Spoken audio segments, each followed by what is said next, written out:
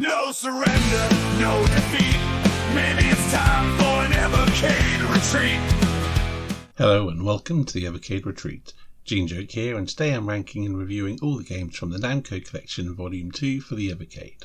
Much like the first Namco collection, this will not run on the VS consoles or the VSR, but it will run on all the handheld Evercades, the Super Pockets and the Evercade Alpha. It's due to a licensing thing that only license it for portable products, which managed to include the Alpha but not the home consoles, weirdly. As I primarily play on the VS and I'm not so much of a handheld gamer, these carts have had less play than they might otherwise. Some of these games I'd much rather play on a large screen. Similarly, some actually are perfect for handheld and work great on it, so it's a mixed bag. Anyway, we've got 11 games to get through, so I might as well start off with the rankings.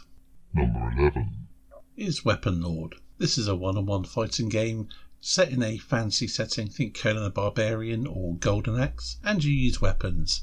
So it's like a 2D Soul Calibur if you like. Visually it's really impressive, it's got some really nice art, some very evocative backgrounds, some neat character designs, some very atmospheric music that really suits the feel of the game, although it does lack any kind of sort of pulse-pounding excitement to it, and the sound effects are fine. Really, there's absolutely nothing to fault in the aesthetics of this game. However, the gameplay lets it down. The actual fighting mechanics are kind of interesting, the character moves are alright, but it doesn't quite come together. Adding to that, the enemy AI is absolutely brutal and will destroy you every single time. It doesn't make for a fun experience. Now, if you're playing this on the Alpha and could play against a human opponent, I suspect it'd be a lot more fun. But playing it handheld, I really don't get much out of this, which is a shame because it's a game that I would like to be able to enjoy. Number 10 is the Tower of Druaga. This NES port, well I think it was an arcade game originally anyway, but this NES game or Famicom game is a simple maze type game. You control your knight, you collect a key, you get to the exit. It's also quite randomised, it has got roguelike elements. Visually it really isn't up to much, it is an older game and it shows.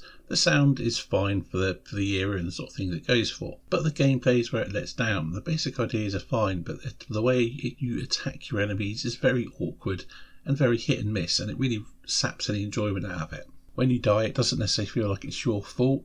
It just feels a bit hit random the way it works. Getting the timing right is very difficult, which is a shame because otherwise it could be a fairly enjoyable game. As it is, it doesn't really do much for me at all.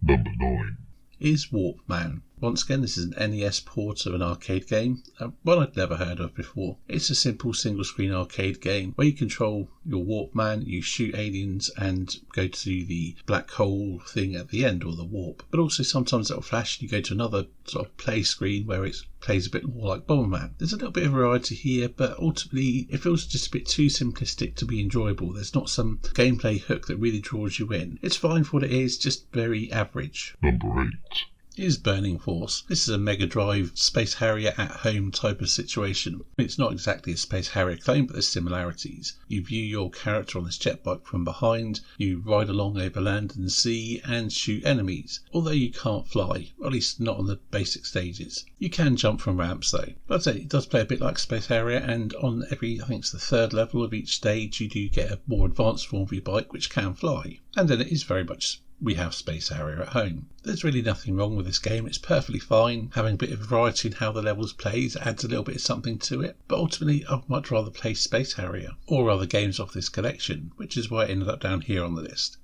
Number 7 is Pack Attack. This Super Nintendo Pac-Man based block dropping puzzle game is exactly what it sounds like. It's a block dropping puzzle game moulded around Pac-Man and all that brings. Have the usual play area or well where blocks drop down into and you have to place them. The blocks are made up of 3 different types of items. The wall blocks, which you build lines out of, and when you build a whole line you'll clear it. There's ghosts, which are effectively your obstacles. They'll block walls, and every so often there'll be a Pac-Man, and this Pac-Man will eat the ghosts, therefore dropping the other blocks, allowing you to clear more lines. There's also a fairy that comes along every so often, which is like your mass clearing power-up item thing. As far as block dropping puzzle games go, it's a pretty good one, and it very much feels that it was moulded around the whole Pac-Man idea. I think they incorporate it quite well. It is a good example of the genre, but not a fantastic one, which is why it's ended up here in the ranking, but it's still a perfectly good game, and it's one that is ideal for handheld, as these games tend to be. Number 6 is Galaga. This is the NES port, and it's a pretty good one. I mean, it's an older game and it ported quite well to the NES. It doesn't look like much apart from how it's supposed to look, and that fits, really. Some of you may be thinking, why is this ranking so low on the collection? Well, it's simply because, although it is a classic and I do enjoy playing the game, it's not something that I would go back and play that often. In the right mood, I will play it and I will enjoy it every single time. But other games on this collection are just more my jam and things that I would enjoy playing more, even if they aren't quite so tight on the gameplay front. So to reiterate, it's an arcade classic, this is a good port, plays fine, not much else more to say. Number 5. Is Splatterhouse Part 2. This is the Mega Drive sequel to the arcade classic Splatterhouse. I'm not sure why they didn't convert Splatterhouse to the Mega Drive as well, or instead, but hey, we got this sequel. Funny enough, I have never actually played the original Splatterhouse. But from what I can tell, this is pretty much the same kind of game, just new levels and maybe some new enemies and things. This is a game that I really enjoyed on the Mega Drive back in the day. I really liked the whole gory aesthetic, the over-the-top gore and monsters and things, and I still do. But if I'm honest with myself, it's not the best playing game ever, and it's fairly repetitive. I mean, this is a game that really lives on its aesthetics and the mood it sets, which is what drew the game to me back in the day, and to be perfectly honest, still appeals to me today, which is why it's ended up here in the ranking. I couldn't put it any lower, but I couldn't justify putting it any higher either. Number 4. Is Phelios. This Greek mythology based shoot 'em up for the Sega Mega Drive is one I'd heard of back in the day but never played. Control your hero as he rides Pegasus, blowing around blasting enemies, using charged attacks and just generally doing shoot 'em up type things. Graphically it's decent enough, but that does have some really nice design, obviously based on Greek mythology and architecture and all these things that go with it. The aesthetic really does lift the game. Music's fine as well, and the gameplay matches this. Again, it plays well, it does get very tough though, almost frustratingly so, but it's worth persevering with. Again, it's a good shoot 'em up one I really enjoy, and it was a good discovery for me because, as I said, although I had heard of it, I'd never played it, and I probably wouldn't have if it wasn't for Evercade. Although I do wish I could play it on the VS. Number 3. Is Dragon Spirit. This is the NES port, or maybe it's a sequel, I'm not sure exactly how it works, of the arcade game. I had heard of the arcade game. It's one I always wanted to play. As a kid, I was into dragons and fantasy and D&D and all this sort of stuff, so it had that sort of visual appeal. Naturally, I have no idea how it compares to the arcade original, so I can't say if this is a good port, but it is a good game. Actually, I'd even go as far as to say it is the best shoot 'em up for the NES that I have ever played. Now, granted, I don't have a huge amount of experience with the NES, and I haven't played that many, but of the ones I've played, this is definitely the best of them. It's graphically decent, it's got some nice music, it can get quite challenging, but that's never a bad thing. Well, unless it's too challenging, but I don't think this is. Number 2. Is Dig Dug 2. This is the NES port of the arcade sequel to the original Dig Dug. Or at least I think it's a port of an arcade game. I assume this wasn't made specifically for the NES, but never mind. I'd never heard of Dig Dug 2 or played it prior to getting an Evercade. Interestingly, this is a sequel that changes things up quite a bit. Although you've still got a top-down view, you're on islands, and you, as well as blowing up your enemies in the same way, you don't mine things down, you drill into the ground in certain locations, form cracks and make bits of the island drop off, which you can combine with making sure enemies are on the bits that are going to drop off for some extra bonus points. You still have the pump-up attack from the original. Oh, and I should mention, the island is full of cracks. There are holes which you drill into. Interestingly, the enemies will not cross the cracks. They obviously have some kind of weird OCD thing going on. However, much like in the original Dig Dug, where some enemies would sort of take a phase or take a ghost form and go through rock, they'll do that and go over the cracks in the ground. As I understand it, this is a sequel that's generally considered lesser to the original, but personally I prefer this sequel. I do find it a more engaging game, more interesting, and it's very satisfying when you drop a chunk of the island to take out all the enemies in one hit for a massive score bonus. Number 1. Is Splatterhouse 3 for the Sega Mega Drive. This threequel to the Splatterhouse series changes things up a bit. Instead of just being a side-on beat-em-up, you move up and down through the field or area of play. You're also navigating the mansion, exploring around, trying to find your way to take out the bosses and save your girlfriend from who is already dead. Or is she? I suppose you could call it a non-linear beat-em-up.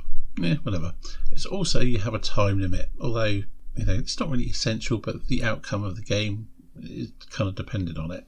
Protagonist Rick has more moves in this game. You also have a rage mode. You've got a meter that builds up when you collect items, and when you activate it, Rick will essentially roid up, become bigger, stronger and uglier, and do more damage to enemies. Obviously, as you can tell from my placement in my ranking list, this is a sequel which improves upon the previous game in almost every way. But I can't deny there is a certain amount of nostalgia to this taking the top spot as well. I had this back in the day. I absolutely loved it. It was one of my favourite beat-em-ups on the Mega Drive. Obviously, it doesn't compare to things like Streets of Rage 2 and what have you, but it is very good. And it has that horror gore aesthetic just like the others, so it's kind of a win-win for me. Overall opinion. Namco Collection 2 is a very strong cart. It's got a nice variety of games, a mixture of familiar and new things, obviously depending on your familiarity with Namco games, but for me it was a nice mixture. Really, my only criticism with the collection is that it only works on the handhelds, well, and the Alpha. Other than that, it's a fantastic collection, and it's a fantastic collection even in spite of that. As for a score, I'd have to give it an 8.5 out of 10, and I think that'll do it for this video, so as always I will leave it with a silly song, and I'll see you on the next video.